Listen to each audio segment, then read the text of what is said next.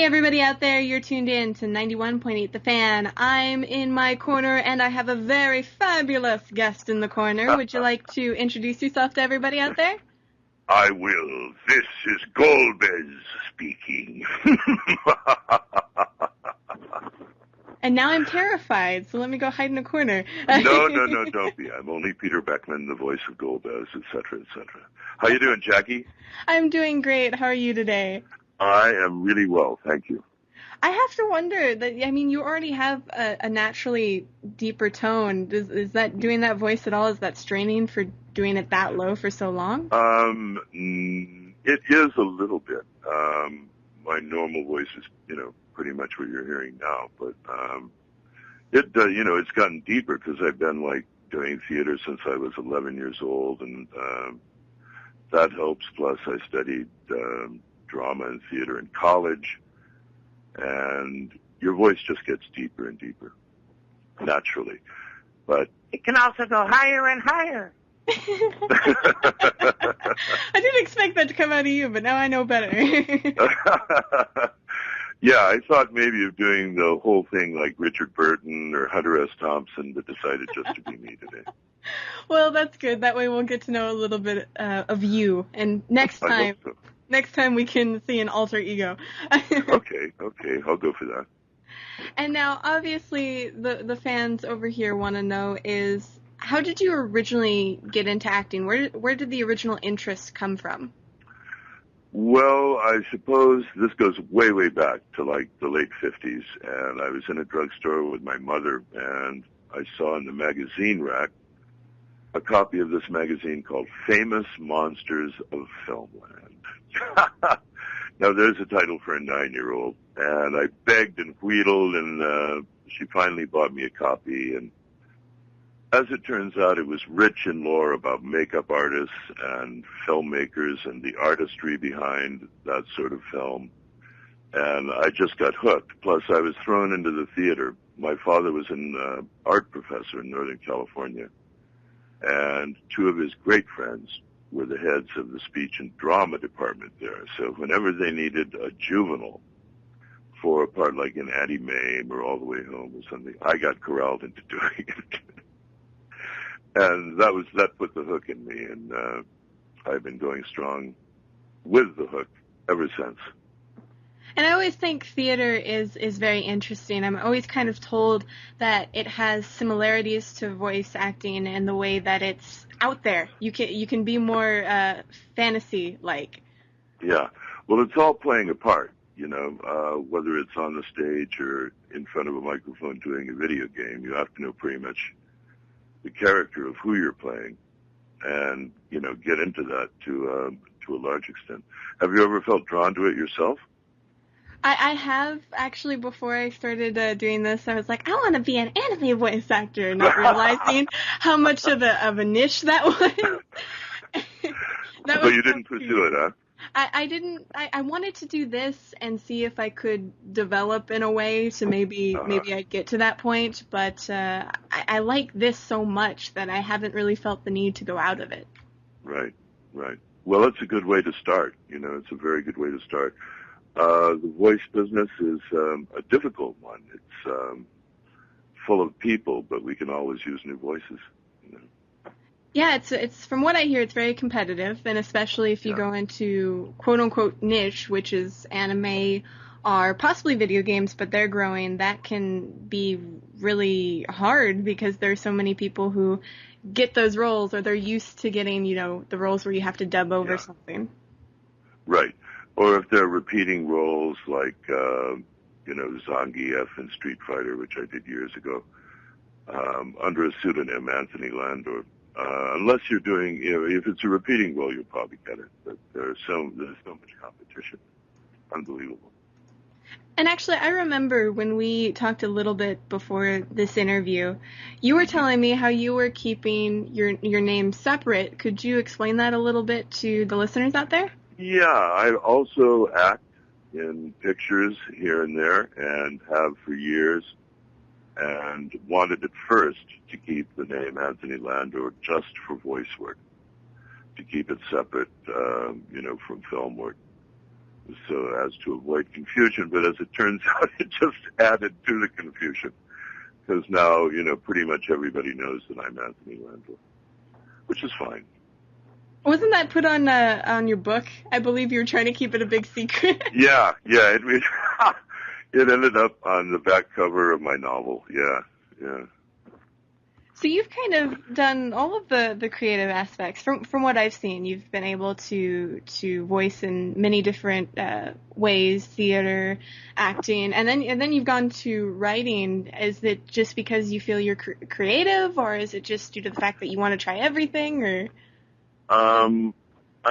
it's, I guess, some of what you said, but mostly, as to the book, which is called Dead Hollywood, it's a satirical novel about an alternate universe Hollywood, where a young writer gets thrown into it one day and meets ghosts of Hollywood's past.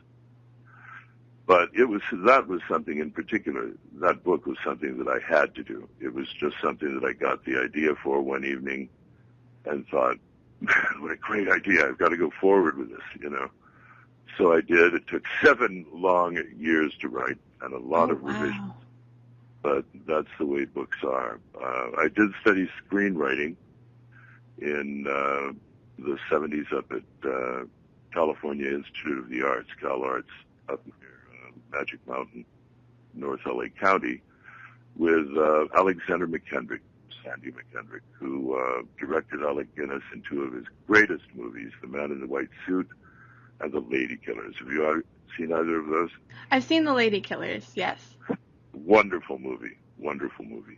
And he taught me screenwriting, so that was a valuable tool to have in writing the novel. But as to involvement, yeah, I've always been involved in other portions of the arts. I've been fortunate to be able to do that. I paint and do archival work, all sorts of odd things, all involved with the arts. Although I think that's nice. That shows that you have a lot of creativity. Maybe it's bursting at the seams and just wants to get out. Yeah. It seems like, I don't want to say bottomless pit. That's too Gold-Bezian. But you know what I mean. It's just an endless source of wonderful creative energy that I think a lot of people have, and that a lot of people should put to better use. And now I'm kind of curious, because obviously near the beginning of your career you focused in theater, and then you learned more and more, but how did you discover voice acting? Actually, I did some of that at CalArts. An old friend of mine, F.X. Feeney, who wrote the Roger Corman movie Frankenstein Unbound, did several things for, I think, the Orange County Board of Health, and wanted me to narrate them. And it was so much fun that, and it caught on, and other people who saw his film wanted me to do things. And it kind of snowballed, which is generally the way it usually happens. Oh, very nice. And how did you discover video games specifically? Because that seems like that's kind of growing in Los Angeles. Interesting story. There was, out here, well, everywhere, I think, all across the country, there's a magazine called Backstage, and they advertised for a villain's voice. So naturally, I had to reply and sent them a tape, and got hired, and that's the way the snowball started. And did you find video games challenging? Because a lot of fighting games, for example, so for instance with the Zangief, you have the huzz and the ha and the reaction sounds and all that. Oh, yeah. Yeah, all of that. That's always saved for the last day of recording, because it's usually a strain on the voice. I remember doing one for World of Warcraft. I can't remember the specific characters, but I think it was like the 2nd or 3rd of July, and I went in and they said, well, you have to die in this one. I said, okay, fine, no problem. So I'm on the mic and I go,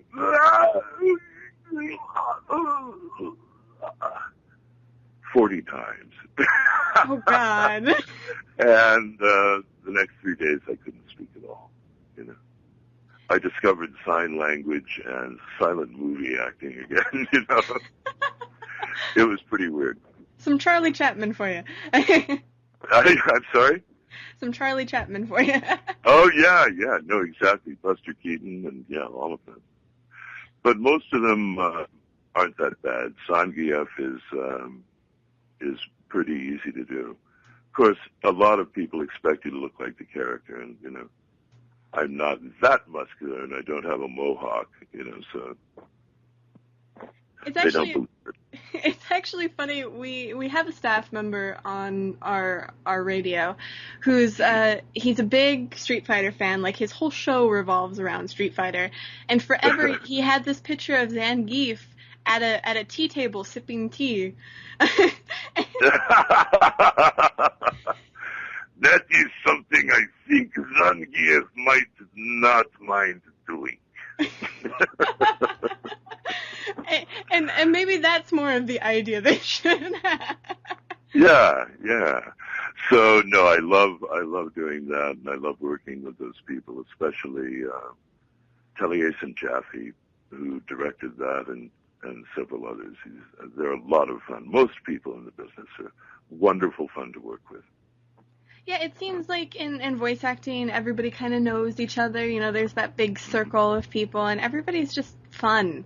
And that's the important thing, I would think. Yeah, there is. There's a certain amount of, networking going on, computer networking on different sites, which is a healthy thing. It's nice to keep informed of what other voice people are doing and what the industry is doing, and how big it is growing. Definitely, especially since I believe now with video games they're matching, like blockbusters like Avatar, and anime's kind of shrinking somewhere, but it's quite interesting to see the ups and downs of certain sections of the business. Yes, absolutely. I intend, after I get off the phone with you, to call my producer and whisper into his message machine, "Give me a raise, give me a raise." Do you think it'll work?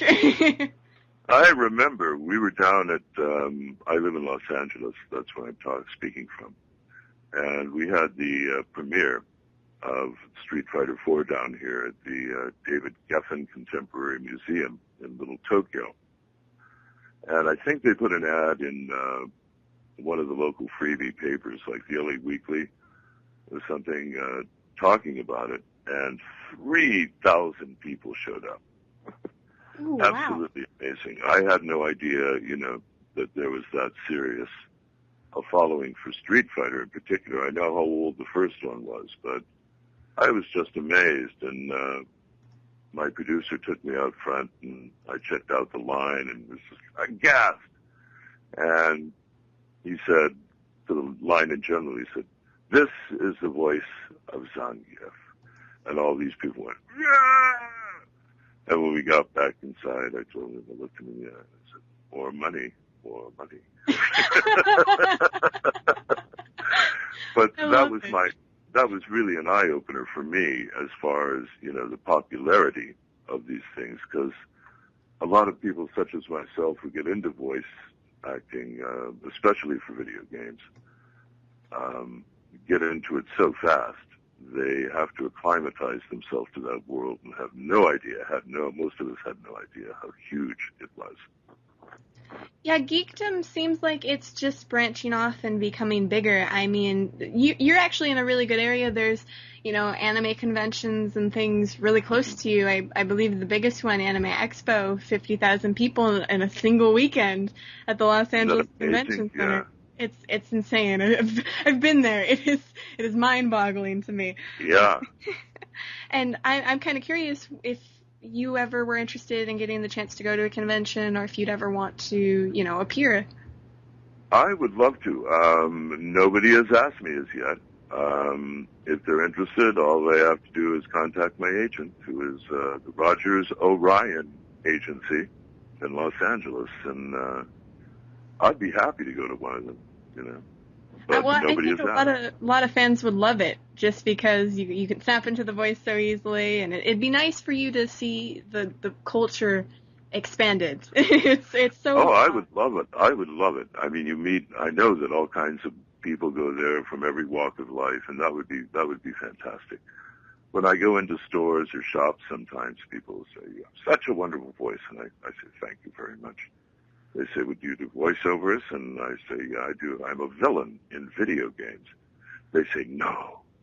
And I say, "Yeah, Zangief, the Red Cyclone in Street Fighter 4." And they go, "No, my kids are going to love this." So an amazing amount of people that you really wouldn't expect, have connections to these games. And I love it. I think it's great. and I And think I would that's love to cute. see more of them. The people that I've met and spoken with and emailed who are into these games are always very nice people, very polite, very kind people. It's a pleasure. Definitely. And I know that a lot of fans will stick around because we're going to take a very short break here on 91.8 The Fan, but don't go anywhere because we play everything you want and nothing you don't. What's up? This is Kyle Hebert, an anime and video game voice actor and host of a geeky news podcast you can find at thebigballbroadcast.com. But that's not why I'm here. I wanted to tell you about a service I'm offering for beginner-level voice actors. With a private voice acting consultation held online, I'll direct and critique your script reading and performance in a mock audition or recording environment. Point out your strengths and weaknesses. I'll give you customized advice and give you a detailed analysis of your demo or any recorded samples. I've got over a decade's worth of experience in radio and voiceover, so I know what I'm talking about. Now, I'm not some quick backdoor into the industry or a replacement for taking classes or workshops, but if you want an honest evaluation, some script workouts, information, and guidance, a private voice acting consultation session is just for you. More info is on my website at kylehebert.com. KYLEHEBERT. Hey everybody out there, you're tuned in to 91.8 The Fan. I am still here with my special guest unless he death screamed into oblivion. Would you like to give us a sign of life? Would I like to what? Would you like to give us a sign of life? Yes, there is life still in the Red Cyclone. So good to know those death There you screams go. didn't get to you. Where there's life, there's hope. Where there's hope, that is Zangief. I love how attached you seem to be to that character. You're just lucky I'm not getting into my Daffy Duck imitations. Some other time. Some other day. And, we were talking in the first portion about video games, and in this portion I kind of wanted to address the differences between voicing in a video game versus animation. Mm-hmm. And yes, go ahead, I'm sorry. I was just going to say, what would you say is the biggest difference between the two? In the anime I have been involved in, which there are, I think, the most recent are Hellsing and Monster, the anime that was running on the Sci-Fi Channel a while back, are actually pretty much the same. You get more of an idea of what the story is and how the story runs, I think, in anime. Oftentimes when you go into a recording studio, you will have the sides in front of you, meaning just your dialogue and nothing else. And there will be maybe a parenthetical sentence or two above that indicating how it is to be read. And that is usually all you get. If you don't read it right the first time, oftentimes the director will say, well, the other character has just run a saber through your belly. And of course, that's going to affect your reading. So it's good. You really know more in a story that has a through line, such as anime does.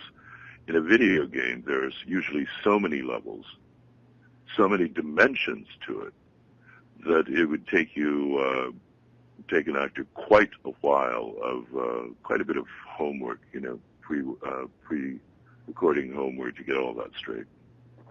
But essentially, they're pretty much the same.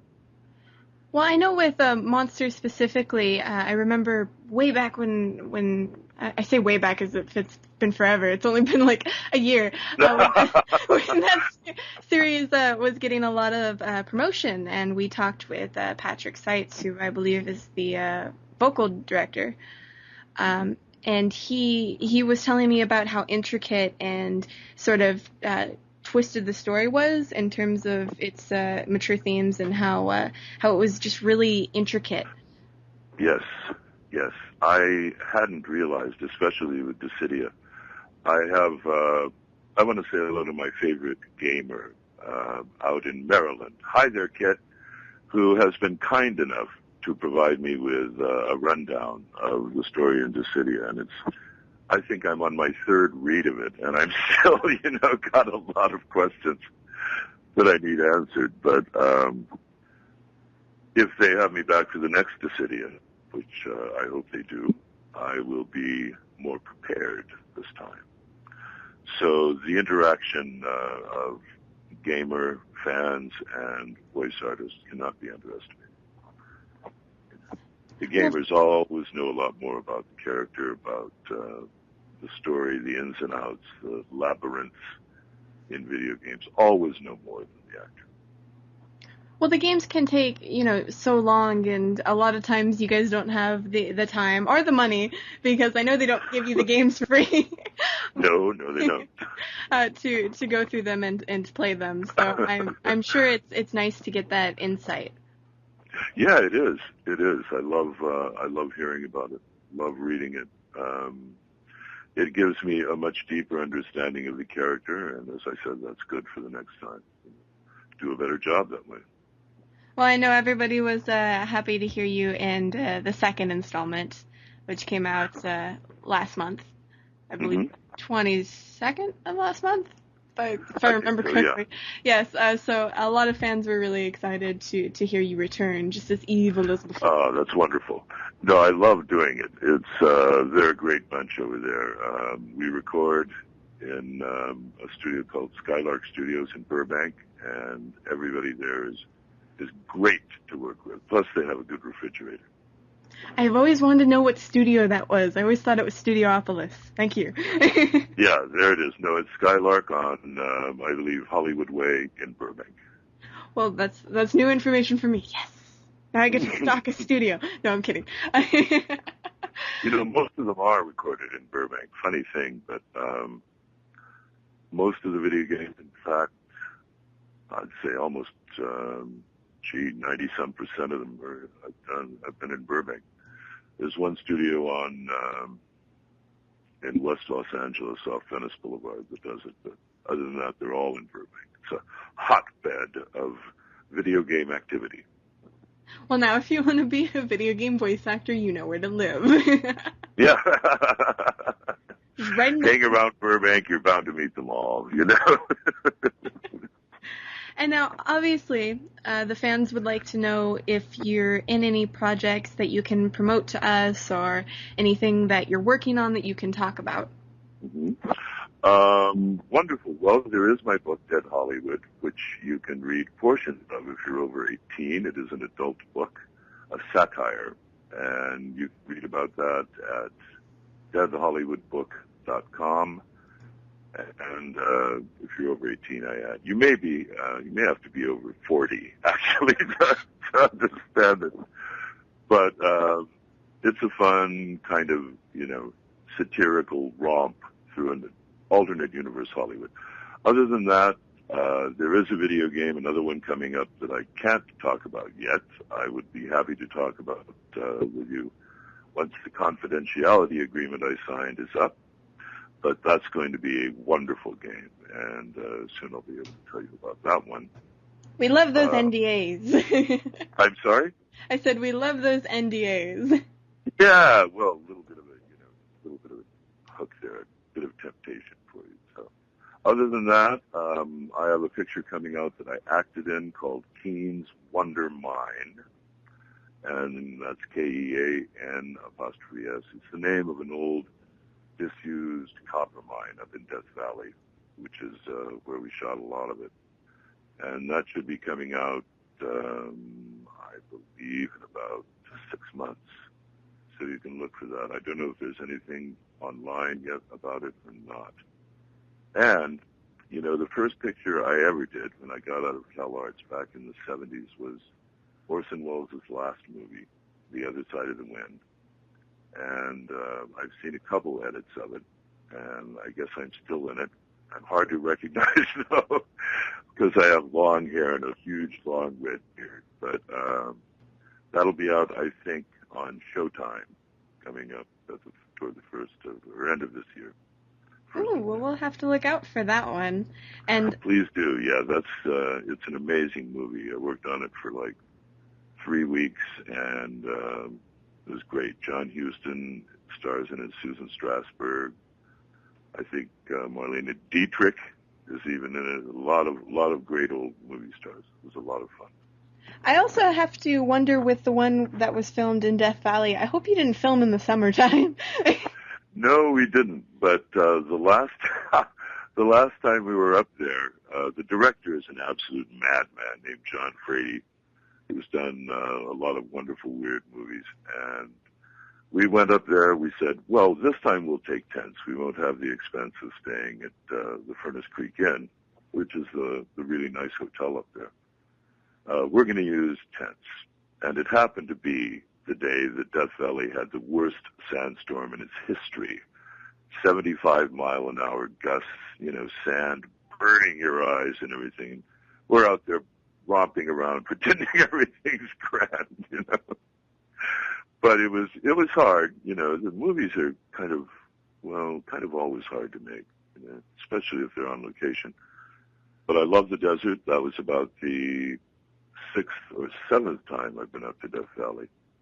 And I love the place. And we had a lot of fun. We got spooked pretty bad in a ghost town up there called Skidoo, which apparently was supposedly pretty easy to find, but we kind of got lost and ended up near it anyway. And it was there were some abandoned mines we had to shoot in, and a couple of us got pretty spooked. It was an uncomfortable place to shoot. That sounds pretty scary, actually. I've been because I'm in Vegas, so I know. Oh, that's right. Yeah. Yeah, I'm pretty close to the desert, so I can understand why you'd be creeped out. Yeah. Well, no, normally, I don't mind the desert at all. I've been all over Death Valley, including on the Rhyolite side in Nevada, and I pronounced it correctly, didn't I? Yes. Good, thanks. So I'm used to the desert, but that one ghost town, Skidoo, I don't recommend it. I thought of calling those guys who do ghost adventures. Oh, you ever see that show? Yeah, I know. Yeah, with Zach, that wild guy, and his friends, and tell them, go up to Skidoo, man, get your pants scared off. That sounds like a lot of fun for them. Maybe not so much for us. I love them. I'm addicted to that show. That's one of the finest things on TV.